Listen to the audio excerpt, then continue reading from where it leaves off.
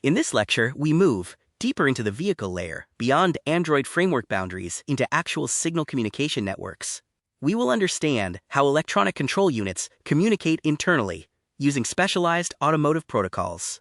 We will explore Controller Area Network, Local Interconnect Network, FlexRay, and Automotive Ethernet, each designed for specific vehicle requirements. We will also connect these networks to vehicle domains and understand how domain separation is implemented in production vehicles. Finally, we will map how Android Automotive interacts with these networks and where security risks begin. Vehicle architecture does not rely on a single network. Instead, it uses multiple communication protocols optimized for different requirements. Unlike traditional IT systems, vehicles operate under strict real-time constraints where message delivery must be deterministic and predictable. For example, braking systems require extremely low latency and guaranteed delivery, while window controls can tolerate delays. This leads to separation of communication layers, where high-priority systems use deterministic networks and low-priority systems use cost-effective networks. Another constraint is wiring complexity. Using a single high-speed network across the vehicle increases cost and weight significantly. So OEMs design hierarchical network architectures, combining multiple buses connected through gateway ECUs. Each network serves a purpose and must be understood in terms of behavior, reliability, and security exposure. This multi-network design is the foundation of modern vehicle communication. Controller Area Network, abbreviated as CAN, is the most widely used automotive communication protocol. CAN operates as a broadcast network, where all ECUs listen to all messages but process only relevant identifiers. There is no central controller. Instead, arbitration happens using message priority based on identifier value. Lower identifier means higher priority, allowing critical signals like braking or engine control to preempt others. CAN uses a multi-master architecture, meaning any ECU can transmit data when the bus is free. This creates high flexibility, but also introduces security challenges. There is no built-in authentication or encryption, meaning any compromised ECU can inject messages. In real vehicle behavior, CAN carry signals like speed, RPM, steering angle, and braking commands. This makes CAN extremely critical and also highly vulnerable if access is gained. Local Interconnect Network, abbreviated as LIN, is designed for low-cost, low-speed communication. LIN operates in a master-slave model where one master ECU controls communication timing. Slave nodes do not initiate communication. They respond only when requested by the master. This simplifies design, reduces cost, and eliminates arbitration complexity.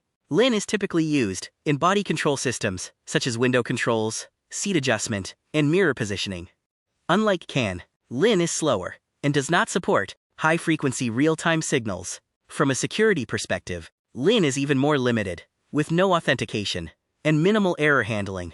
However, since LIN is isolated to non-critical domains, the impact of compromise is relatively lower. Still, improper gateway design can expose LIN networks indirectly to higher-risk systems.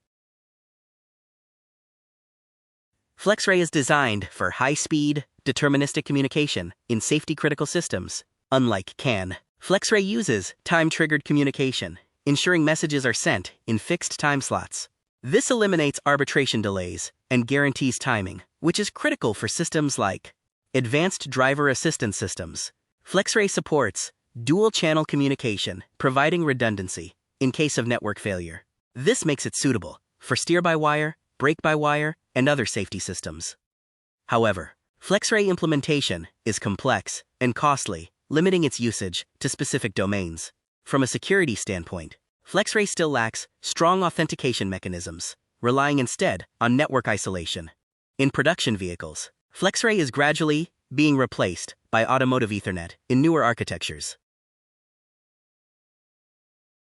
Automotive Ethernet is emerging as the backbone of modern vehicles. Unlike traditional buses, Ethernet supports high-bandwidth communication required for cameras, radar, and infotainment data.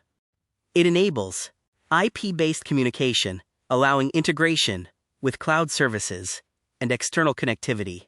Ethernet supports switching architecture, unlike broadcast-based CAN, improving scalability. In ADAS systems, large data streams from sensors require gigabit-level bandwidth, which Ethernet provides. However, Ethernet introduces new security challenges, similar to IT networks. Attack surfaces increase due to IP stack exposure, routing, and protocol complexity. Still, Ethernet allows implementation of modern security, like TLS encryption and network segmentation. This makes Ethernet both powerful and critical from a cybersecurity perspective. Modern vehicles are divided into functional domains to isolate responsibilities. Typical domains include powertrain, body control, infotainment, and ADAS. Each domain operates on different networks based on requirements, latency, and safety level. For example, powertrain domain relies heavily on CAN or FlexRay, while infotainment uses Ethernet. This separation ensures faults or attacks in one domain do not directly impact others. However, domains are not isolated completely. They communicate through gateway ECUs. This creates controlled data exchange, but also introduces potential attack paths. Domain separation is a key concept in vehicle cybersecurity and must be implemented carefully. Gateway ECU acts as a bridge between different vehicle networks. It translates messages between protocols, for example, CAN to Ethernet or LAN to CAN. Gateway ECUs enforce filtering rules, allowing only authorized signals to pass between domains. This is critical to prevent infotainment systems from directly controlling safety-critical ECUs. In real vehicle behavior, Android Automotive communicates with gateway ECU through vehicle HAL. If gateway filtering is weak, attackers can pivot from infotainment domain into CAN networks. This makes gateway ECU one of the most critical security components in the vehicle architecture. Proper configuration, validation, and monitoring are essential for production systems. Android Automotive does not directly interact with CAN or LIN buses. Instead, it communicates through car service and vehicle HAL. Vehicle HAL acts as abstraction layer, translating Android requests into vehicle-specific signals. These signals are then forwarded to gateway ECU and onto vehicle networks. For example, when an app requests vehicle speed, the flow is from app to car API to car service to vehicle HAL to gateway ECU to CAN bus. This layered design ensures Android is isolated from direct hardware access. However, if vehicle HAL is insecure or improperly validated, it can expose internal networks. This boundary between Android and vehicle networks is a critical security checkpoint. Each vehicle network has unique characteristics that impact security. CAN is broadcast and lacks authentication, making it vulnerable to message injection. LIN is simple and unprotected, but limited in impact due to its domain usage.